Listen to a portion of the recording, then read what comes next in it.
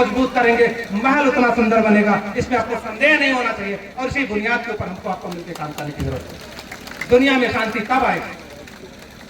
सम्राट अशोक के सिद्धांतों के शिलालेखों के ऊपर जब हम लोग बात करते हैं तो चूंकि शिलालेख हम लोग पढ़ नहीं पाते हैं, हमको हिंदी में रूपांतरित मिलता है, लेकिन हमारी माताएं बहनें जो यहाँ बैठी हैं, आप छोटी छोटी कहानियां बनाना जानती हैं। ये कहानियां बच्चों को सुनाइएगा, शिलालेखों की कहानियां सुनाइएगा, और जब ये बच्चे 12 साल 15 साल के बाद बड़े होंगे तो दुनिया का कोई भी अतिक्रमण, कोई भी प्रभाव इनके ऊपर प्रभाव नहीं डाल पाएगा।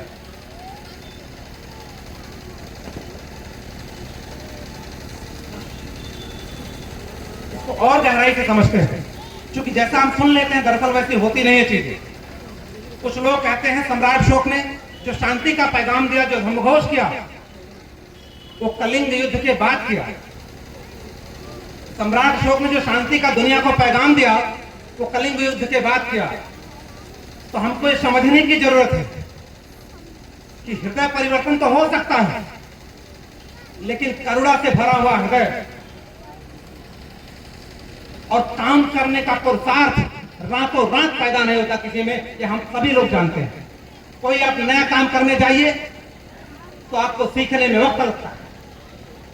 जब भी आप कोई नया काम शुरू करता है आपको सीखने में वक्त लगता है, लेकिन सम्राट अशोक ने जिस दिन धर्मघोष किया उसी दिन से कारवां को लेकर के आगे निकल गए और पीछे मुड़ के नहीं देखा। उनको सीखने में कोई वक्त नहीं लगा। ये बात ये दर्शाता है कि चंद्रगुप्त को ये चीजें विरासत में मिली थी कि शांति कैसे स्थापित करना है, दुनिया में द्वंद्व के बीच शांति कैसे स्थापित करना है, सम्राट अशोक अच्छी तरह से जानते थे। क्योंकि उनके दादा की तलवार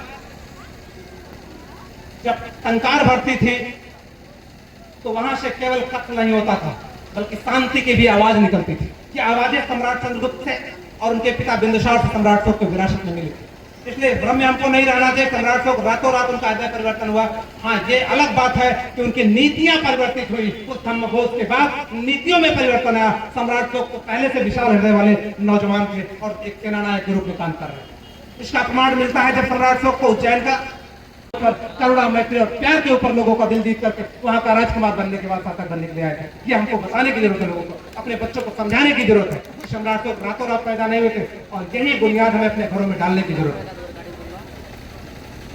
साथियों, ये जो पूरा देश है, इस देश की आंतरिक समस्याएं इतनी उलझी हुई है जितनी बाहर की समस्याएं उलझी हुई है। बाहर दुनिया युद्ध कर रही है, अंदर भी एक द्वंद्व है। संप्रदायों का द्वंद्व है, जातियों का द्वंद्व है, क्षेत्र का द्वंद्व है, भाषा का द्वंद्व है। ये देश के अंदर की समस्या, आंतरिक समस्या है। बाहर संसाधनों को लेकर लड़ाई है, आप देख रहे हैं गोला बारूद चल रहा है।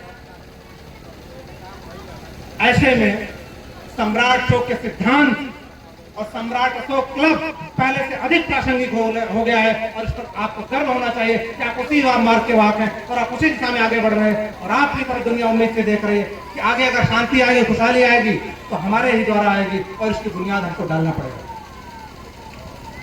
साथियों, आप लोग बहुत देर से सुन रहे, हमारी माताएं बहनें भी काफी देर से बैठी हैं। एक निवेदन के साथ